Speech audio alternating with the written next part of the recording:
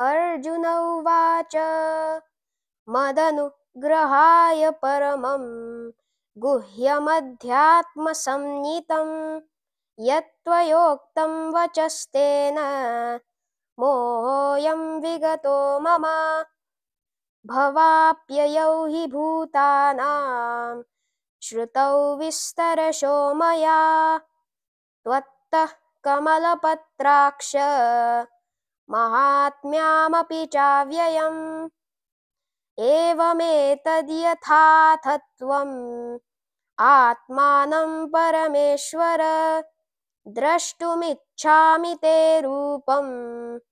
ऐश्वरं पुरुषोत्तम मन्यसे यदि तच्छक्यं मया द्रष्टुमिति प्रभो योगेश्वर ततो मे त्वं दर्शयात्मानमव्ययम् श्रीभगवानुवाच पश्य मे पार्थरूपाणि शतशोऽथसहस्रशः नानाविधानि दिव्यानि नानावर्णाकृतीनि च पश्यादित्यान् वसून् रुद्रान् अश्विनौ मरुतस्तथा बहून्यदृष्टपूर्वाणि पश्याश्चर्याणि भारत इहैकस्थं जगत्कृत्स्नं पश्याद्यासचराचरम् मम देहे गुडाकेश यच्छान्यद्द्रष्टुमिच्छसि न तु मां शक्यसे द्रष्टुम् अनेनैव स्वचक्षुषा दिव्यं ददामि ते चक्षुः पश्य मे योगमैश्वरम् सञ्जय उवाच एवमुक्त्वा ततो राजन् महायोगेश्वरो हरिः दर्शयामास पार्थाय परमं रूपमैश्वरम् अनेकवक्त्रनयनम् अनेकाद्भुतदर्शनम् अनेकदिव्यभरणं दिव्यनेकोद्यतायुधम् दिव्यमाल्याम्बरधरम् दिव्यगन्धानुलेपनं सर्वाश्चर्यमयं देवम् अनन्तं विश्वतोमुखम् दिवि सूर्यसहस्रस्य भवेद्युगपदुत्थिता यदि भासदृशी सा स्यात् भासस्तस्य महात्मनः तत्रैकस्थं जगत्कृत्स्नं प्रविभक्तमनेकधा अपश्यद्देवदेवस्य शरीरे पाण्डवस्तदा ततः स विश्वमाविष्टः हृष्टरोमा धनञ्जयः प्रणम्य शिरसा देवं कृताञ्जलिरभासत अर्जुन उवाच पश्यामि देवांस्तव देवदेहे सर्वांस्तथा भूतविशेषसङ्घान् ब्रह्माणमीशं कमलासनस्थं ऋषींश्च सर्वानुर्गांश्च दिव्यान् अनेकबाहूदरवक्त्रनेत्रं पश्यामि त्वां सर्वतोऽनन्तरूपं नान्तं न मध्यं न पुनस्तवादिं पश्यामि विश्वेश्वर विश्वरूप किरीटिनं गदिनं चक्रिणं च तेजोराशिं सर्वतो दीप्तिमन्तं पश्यामि त्वां दुर्निरीक्षमसमन्तात् दीप्तानलार्कद्युतिप्रमेयम् त्वमक्षरं परमं वेदितव्यं त्वमस्य विश्वस्य परं निधानम् त्वमव्ययः शाश्वतः धर्मगोप्ता सनातनस्त्वं पुरुषो मतो मे अनादिमध्यान्तमनन्तवीर्यम् अनन्तबाहु शशिसूर्यनेत्रं पश्यामि त्वां दीप्तहुताशवक्त्रं स्वतेजसा विश्वमिदं तपन्तम् द्यावा पृथिव्योरिदमन्तरं हि व्याप्तं त्वयैकेन दिशश्च सर्वा दृष्ट्वाद्भुतं रूपमुइदं तवोग्रं लोकत्रयं प्रव्यथितं महात्मन् अमीहित्वा सुरसङ्घा विशन्ति केचिद्भीताः प्राञ्जलयो गृह्णन्ति स्वस्तीत्युक्त्वा महर्षिसिद्धसङ्घाः स्तुवन्ति त्वां स्तुतिभिः पुष्कलाभिः रुद्रादित्या वसवो ये च साध्याः विश्वेश्विनौ मरुतश्चोष्मपाश्च गन्धर्वयक्षासुरसिद्धसङ्घाः वीक्षन्ते त्वां विस्मिताश्चैव सर्वे रूपं महत्ते बहुवक्त्रनेत्रं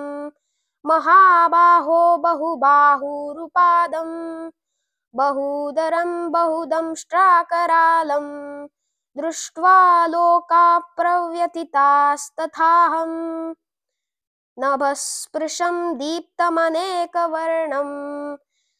व्यात्ताननं दीप्तविशालनेत्रं दृष्ट्वा हि त्वां प्रव्यथितान्तरात्मा धृतिं न विन्दामि समं च विष्णो दंष्ट्राकरालानि च ते मुखानि दृष्ट्वैव कालानलसन्निभानि दिशो न जाने न लभे च शर्मा प्रसीद देवेश जगन्निवास अमी च त्वां धृतराष्ट्रस्य पुत्राः सर्वे सहैवावनिपालसङ्घैः भीष्मो द्रोणः सुतपुत्रस्तथासौ सहास्मदीयैरपि योद्धमुख्यैः वक्त्राणि ते त्वरमाना विशन्ति दंष्ट्राकरालानि भयानकानि केचिद्विलग्ना दशनान्तरेषु सन्दृश्यन्ते चूर्णितैरुत्तमाङ्गैः यथा नदीनां बहवोऽम्बुवेगाः समुद्रमेवाभिमुखा द्रवन्ति तथा तवामि नरलोकवीराः विशन्ति वक्त्राण्यभिविज्वलन्ति यथा प्रदीप्तं ज्वलनं पतङ्गाः विशन्ति नाशाय समृद्धवेगाः तथैव नाशाय विशन्ति लोकाः तवापि वक्त्राणि समृद्धवेगाः लेलिह्यसे ग्रसमानाः समन्ताल् लोकान् समग्रान् वदनैर्ज्वलद्भिः तेजोभिरापूर्य जगत्समग्रं भासस्तवोग्राः प्रतपन्ति विष्णो अख्याहि मे को भवानुग्ररूपाः नमोऽस्तु ते देववर प्रसीद विज्ञातुमिच्छामि भवम् आद्यं न हि प्रजानामि तव प्रवृत्तिम् श्रीभगवानुवाच कालोऽस्मि लोकक्षयकृत् प्रवृद्धाः लोकान् समाहर्तुमिह प्रवृत्ताः ऋतेऽपि त्वा न भविष्यन्ति सर्वे येव स्थिताः प्रत्यनीकेषु योद्धाः तस्मात् त्वमुत्तिष्ठ यशो लभस्व जित्वा शत्रून् भुङ्क्ष्व राज्यं समृद्धम् मयैवैते निहताः पूर्वमेव निमित्तमात्रं भव सव्यसाचिन् द्रोणं च भीष्मं च जयद्रथं च कर्णं तथान्यानपि योद्धवीरान् मया हतांस्त्वं जहिमा व्यथिष्टाः युध्यस्व जेतासि रणे सपत्नान् सञ्जय उवाच एतच्छ्रुत्वा वचनं केशवस्य कृताञ्जलिर्वेपमानः किरीटी नमस्कृत्वा भूय एवाह कृष्णं सगद्गदं भीतभीतः प्रणम्य अर्जुन उवाच स्थाने ऋषिकेश तव प्रकीर्त्य जगत्प्रहृष्यत्यनुर्जरेज रक्षांसि भीतानि दिशो द्रवन्ति सर्वे नमस्यन्ति च सिद्धसङ्घाः कस्माच्च तेनानमिरन्महात्मन् गरीयसे ब्राह्मणोऽप्यादिकर्त्रे अनन्तदेवेश जगन्निवास त्वमक्षरं सदसत्तत्परं यत् त्वमादिदेवः पुरुषः पुराणः त्वमस्य विश्वस्य परं निधानं वेत्तासि वेद्यं च परं च धाम त्वया ततं विश्वमनन्तरूप वायुर्यमोऽग्निर्वरुणः शशाङ्क प्रजापतिस्त्वं प्रपितामहश्च नमो नमस्तेऽस्तु सहस्रकृत्वा पुनश्च भूयोऽपि नमो नमस्ते नमः पुरस्तादथ पृष्ठतस्ते नमोऽस्तु ते सर्वत एव सर्व अनन्तवीर्यामितविक्रमस्त्वं सर्वं समाप्नोषि ततोऽसि सर्व सखेति मत्वा प्रसभं यदुक्तं हे कृष्ण हे यादव हे सखेति अज्ञानता महिमानां तवेदं मया प्रमादात् प्राणयेन वापि यच्छावहर्षथम् असत्कृतोऽसि विहारशय्यासनभोजनेषु एकोऽथवाप्यच्युत तत्समक्षं तत्क्षामये त्वम् अहमप्रमेयम् पितासि लोकस्य चराचरस्य त्वमस्य पूज्यश्च गुरुर्गरीयान् न त्वत्समोऽस्त्यभ्यधिकः कुतोऽन्यो लोकः त्रयेऽप्यः प्रतीमप्रभाव तस्मात् प्रणम्य प्रणिधाय कायं प्रसादये त्वामहमीशमीड्यं पितेव पुत्रस्य सखेव सख्युः प्रियः प्रियायार्हसि देव सोढुम् अदृष्टपूर्वं हृषितोऽस्मि दृष्ट्वा भयेन च प्रव्यथितं मनो मे तदेव मे दर्शय देवरूपं प्रसीद देवेश जगन्निवास किरीटिनं गदिनं चक्रहस्तम् इच्छामि त्वां द्रष्टुमहं तथैव तेनैव रूपेण चतुर्भुजेन सहस्रभावो भव विश्वमूर्ते श्रीभगवानुवाच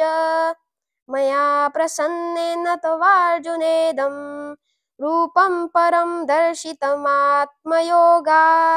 तेजोमयं विश्वमनन्ताद्यं यन्मे त्वदन्येन दृष्टपूर्वम् न वेदयज्ञाध्यायनैर्न दानैर्न च क्रियाभिर्न तपोभिरुग्रैः एवं रूपः शक्यहं नृलोके द्रष्टुं त्वदन्येन कुरु प्रवीरा मा ते व्यथा मा च विमूढभावो दृष्ट्वा रूपं घोरमीदृन्महामं व्यपेतभिः प्रीतमना पुनस्त्वं तदेव मे रूपमिदं प्रपश्य सञ्जय उवाच इत्यार्जुनं वसुदेवस्तथोक्त्वा स्वकं रूपं दर्शयमास भूया आश्वासयम् आस च भीतं मेनं भूत्वा पुनः सौम्य वापुर्महात्मा अर्जुन उवाच दृष्ट्वेदामानुसां रूपं तवा सौम्यं जनार्दन इदानीमस्मि संवृत्तः सचेतः प्रकृतिं गता श्रीभगवानुवाच सुदुर्दर्शम् इदं रूपम् दृष्ट्वा नसीयन्मम देवाप्यस्य रूपस्य नित्यं दर्शनकाङ्क्षिणा नाहं वेदैर्न तपसा न दानेन न चेजयः शक्य एवं विधो द्रष्टुं दृष्टवान् असि मम यथा भक्त्या त्वनन्येन शक्य अहम् एवं विधोऽर्जुन ज्ञातुं द्रष्टुं च तत्त्वेन प्रवेष्टुं च परन्तप मत्कर्म कृन्मत परमो मद्भक्तः सङ्गवर्जिता निर्वैरः सर्वभूतेषु यस मामेति पाण्डव. Thank you.